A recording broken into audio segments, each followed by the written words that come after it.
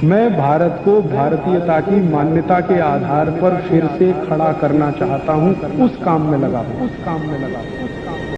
जो हो रहा है अच्छा हो रहा है, आगे होगा और भी अच्छा होगा। तुम क्यों व्यर्थ चिंता करते हो? तुम क्या लाए थे, क्या ले जाने वाले हो? ये दूसरा रास्ता है। हाँ, और इस रास्ते पर हमको भटकाने वाले 10-20 नहीं है, सैकड़ों लोग हैं। रोज आते हैं और माला पकड़ा देते हैं कि राम राम राम राम, राधे राधे राधे राधे, राम राम राम राम, राधे राधे, बस यही करो, देश तो ठीक हो जाएगा। और ज्यादा उनसे तर्क करो तो कहने लगे तुम क्यों व्यर्थ चिंता करते हो? तुम क्या लाए थे, क्या ले जाओगे? जो हो रहा है अच्छा हो रहा है, देश लुट रहा है अच्छा हो रहा है, आगे लुटेगा और अच्छा होगा। वो हमको समझाते हैं और इसी को धर्म कहते हैं,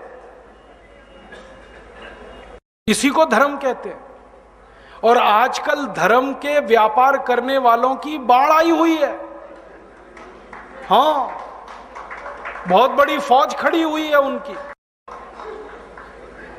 एक आया राम की कथा कहेगा 10 करोड़ लेके जाएगा, दूसरा कृष्ण की कथा कहेगा वो 15 करोड़ लेके जाएगा। और आप जैसे भोले भाले मूर्ख लोग डालते हैं उनके पात्रों में, ले जा भाई।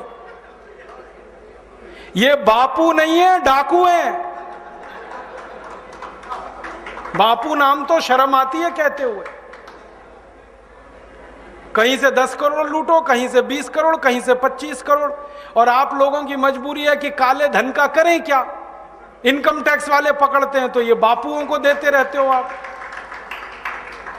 क्या करें उसका? और ये बापू लोग हमें सिखाते रहते हैं जो हो रहा है अच्छा हो रहा है। वाह वाह, मैंने देखा है क्या क्या पाखंड और नौटंकी चलता है। भगवान राम की कथा कहने आते हैं और भगवान राम की जिंदगी के वो प्रसंग कभी नहीं सुनाते जो हम में वीरता पैदा करें, जो साहस पैदा करें। राम की जिंदगी में बहुत सारा हिस्सा साहस का है, वीरता का है। जब 14 वर्ष के लिए वनवास चले गए राम, तो हमको सुनाई जाती है राम की जो कथा ना, उसमें कहते हैं राम ने 14 साल एक ही काम किया, हाय सीते हे सीते, हाय सीते हे सीते, हाय सीते, ये सुनाते हैं हमको। हाँ, यही सुनाते हैं निकाल के कहानी में से। और मैं कहता हूं कि राम को अगर हाय सीते हे सीते हाय सीते यही करना था 14 साल, तो दूसरा विवाह क्यों नहीं कर लिया? सैकड़ों राजा तैयार थे अपनी राजकुमारियों को राम को देने के लिए, वो तो कर लेते दूसरा विवाह। क्योंकि हाय सीते हे सीते, हाय सीते हे सीते, एक स्त्री के लिए अगर वो इतने ही बिलख रहे थे, तड़प रहे थे, दूसरा विवाह कर लेते। तो ये सब चुप हो जाते हैं, फिर बात नहीं करते। फिर मैं उनको रामायण से निकाल के दिखाता हूं, देखो राम ने हे सीते हाय सीते कहा नहीं कहा ये मुझे नहीं मालूम, लेकिन 14 साल वन में रहते हुए सैकड़ों राक्षसों का संहार किया उन्होंने, मारा उनको और धर्म राज्य की स्थापना कराई। ये कहानी नहीं सुनाते क्योंकि इससे वीरता पैदा होती है। तो राम का जो वीरत्व है वो नहीं सुनाएंगे आपको, उनकी जो कमजोरियां हैं वो सुनाते हैं आपको। और राम कथा जब वर्णन की जाती है तो मंच पे बैठ के आहा कैसे आंसू, ढलल ढलल आंसू निकलेंगे, आपको भी रुलाएंगे, खुद भी रोएंगे। किस बात के लिए? हो, राम को वन गमन में इतना कष्ट हो रहा है, वन में इतनी तकलीफें हो रही हैं, तो राम की तकलीफों का वर्णन कर रहे हैं, आंसू आ रहे हैं। और ये सारा वर्णन एयर कंडीशन्ड मंच पर बैठकर होता है। अपने को तकलीफ नहीं होनी चाहिए, राम की तकलीफों का वर्णन कर। एयर कंडीशन मंच चाहिए, एयर कंडीशन घर चाहिए रहने के लिए, एयर कंडीशन कार चाहिए और चार्टर्ड प्लेन चाहिए आने और जाने के लिए, तब राम की कथा सुनाई जाएगी। जो राम जिंदगी भर पैदल चलते रहे, जिन्होंने अपना रथ भी छोड़ दिया था अयोध्या से निकलते समय, वो राम ने जिंदगी भर पैदल चल के काम किया और यहाँ एयर कंडीशन कारों में घूम घूम कर, चार्टर्ड प्लेन में घूम घूम कर राम की कथा सुनाते हैं। वो कथा वथा नहीं है, वो उद्योग है, व्यापार है। बिना टैक्स का। और मुझे बहुत शर्म है ये कहते हुए, समय आने पर प्रमाण से बात करूंगा कि राम कथा कहने वाले ब्लैक मनी को व्हाइट मनी करने के काम में लगे हुए एजेंट हैं और इससे ज्यादा कुछ नहीं है। और मुझे इससे भी बड़ी शर्म आती है कहते हुए कि आप जो उनको दे रहे हैं दान के रूप में, वो पैसा ब्याज पर उठा रहे हैं वो दूसरे लोगों को, और आपके दिए हुए पैसे से धंधा बना रहे हैं अपना। फिर ऐसे ही कृष्ण की कथा कहने वाले आ जाते हैं, कहते राधे राधे राधे राधे राधे राधे, और कुछ कहो ही मत, राधे राधे। कंस को मारा, जरासंध को मारा, शिशुपाल को मारा, अधर्मियों को मारा, ये सब थोड़े में, राधे राधे राधे राधे बड़े में। हाँ, क्योंकि आपको कायर बनाना है ना, निर्वीर बनाना है, नपुंसक बनाना है, तो वीरता की कहानी क्यों सुनानी है?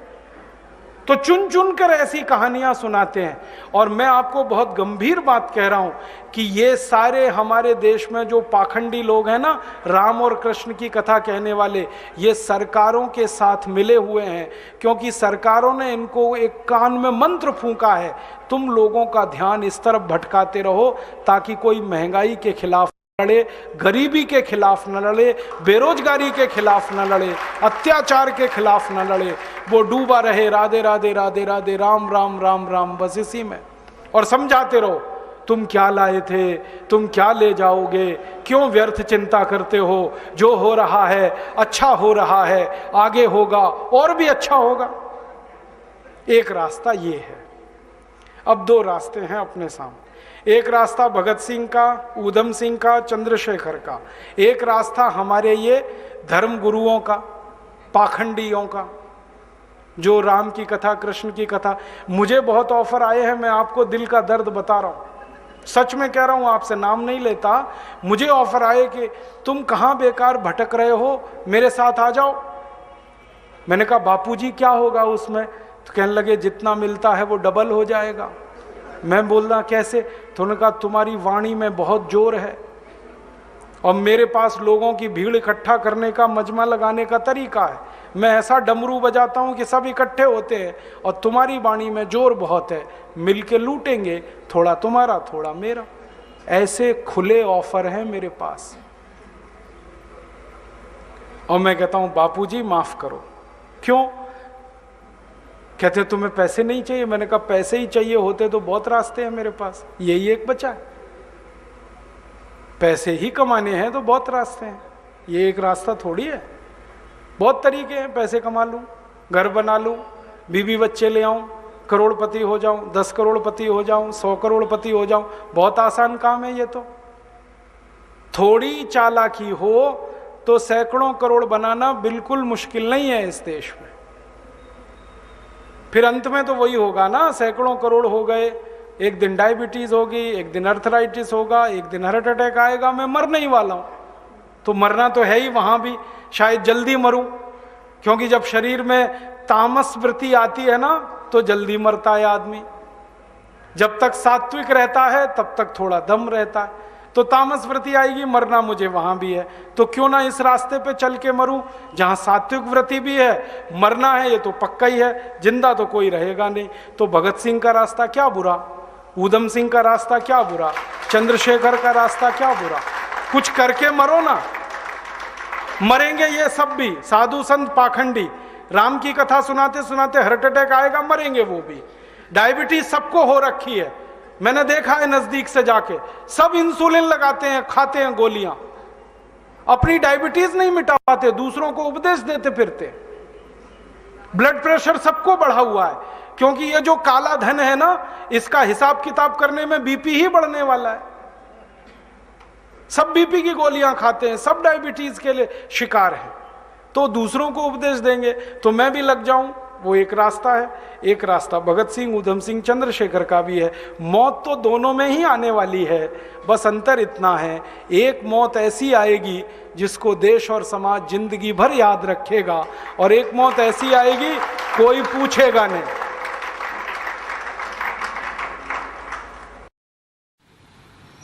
दोस्तों सबसे पहले तो चैनल सब्सक्राइब करें फिर लाइक, कमेंट और शेयर करें।